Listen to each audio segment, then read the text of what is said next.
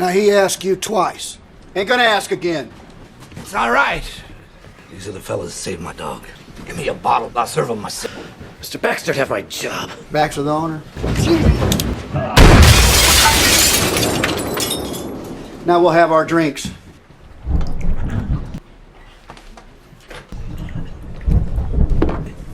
Well.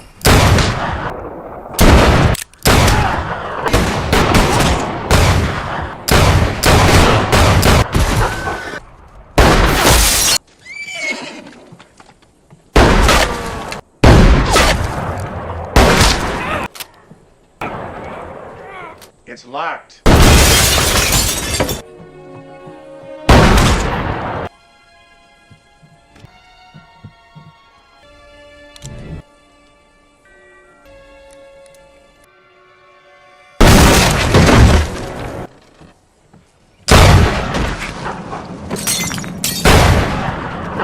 The story begins with Boss Spearman, a seasoned, cold, yet principled man. By his side is Charley Waite, a man haunted by a violent past he has never truly escaped. Traveling with them are Mose and Button, 4 men living freely as open-range cattle herders across the vast plains. Everything starts to change when they drive their cattle near the town of Harmonville. A sudden storm rolls in, forcing the group to stay in camp for more than a day. By the next morning, everything is soaked, and supplies are running low.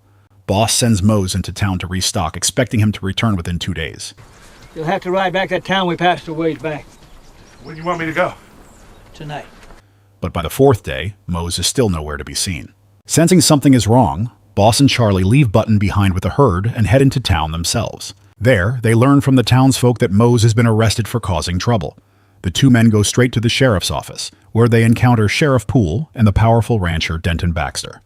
It turns out Mose got into a fight with Baxter's men, a predictable outcome, given Baxter's deep hatred for free-grazers on what he considers his land.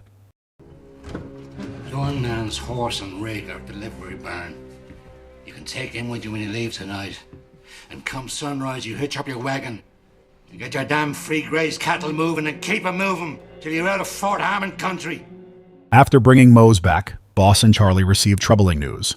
While they were gone, 4 masked men had been scouting their cattle. When the 3 of them ride out to investigate, the men quickly disappear. Boss suspects they are Baxter's men, likely planning to sabotage or steal the herd. That night, Boss and Charley decide to strike back first. They track down the 4 masked men and ambush them while they're resting, beating them badly. How many riders does he have? The rest are on their way to your wagon.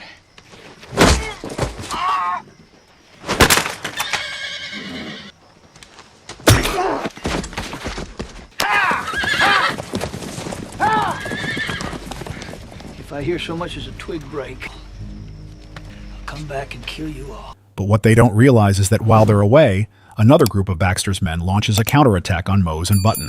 When Boss and Charley return to camp, they're met with a devastating sight. Mose is dead, shot. Button is severely wounded, barely alive. Even Charley's dog Tig has been killed. This crosses a line neither of them can ignore. Holding back their rage, Boss quickly tends to Button after realizing he's still breathing. The next morning, they bury Mose and Tig. From that moment on, there's no turning back. They're going to settle this. By late afternoon, they bring Button into town for medical help. That same night, another storm hits. Heavy rain floods the streets, turning the town into chaos. While looking for a place to eat, they come across a man desperately trying to save his dog from the rushing water. Without hesitation, Charley jumps in and rescues the animal.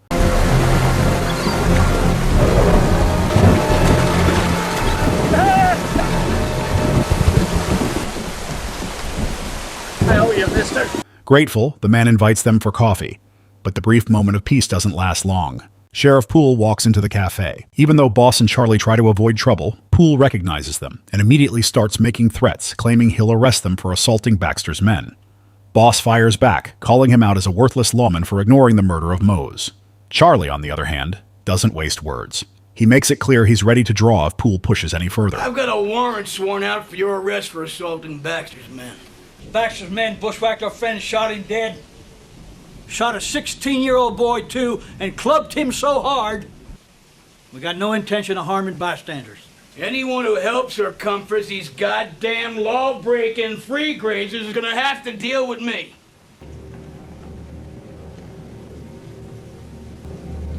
We don't have to settle this here and now, but I'll be seeing you gents real soon. You can count on that. Later, they head to a saloon to ease the tension, but the manager refuses to serve them. A mistake he'll come to regret. Now he asked you twice. Ain't gonna ask again. It's all right. These are the fellas that saved my dog. Give me a bottle, I'll serve them myself. Mr. Baxter'd have my job. Baxter, the owner. Now we'll have our drinks.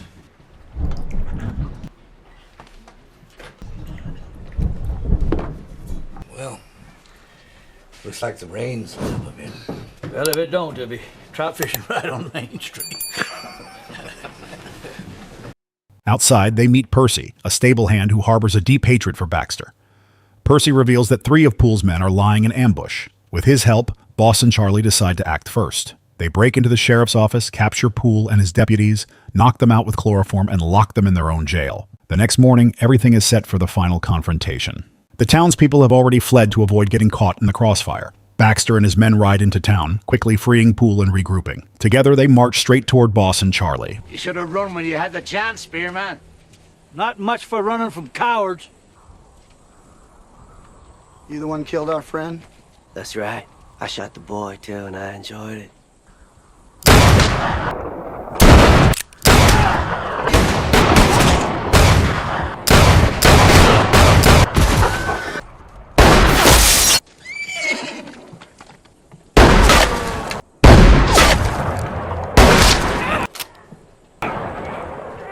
It's locked.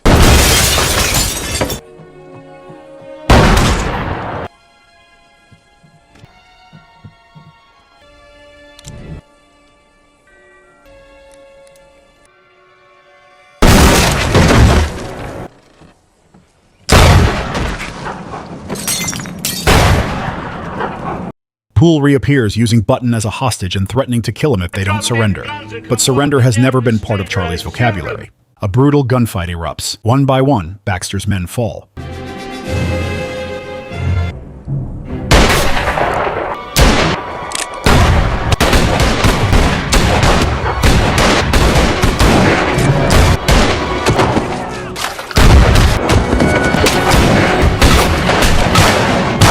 I'm gonna kill you, Baxter! Come on! It's incoming!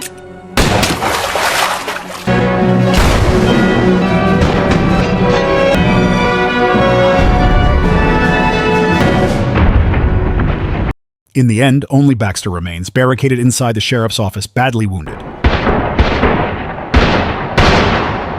As Baxter begs to be finished off, Boss refuses. I wish I could bullet to ease your pain, you son of a bitch. He doesn't waste another bullet. Instead, he leaves him alive, forcing him to face the pain and consequences of everything he's done. If you like video, please like and subscribe for my channel. And don't forget to turn on notifications to watch more great videos.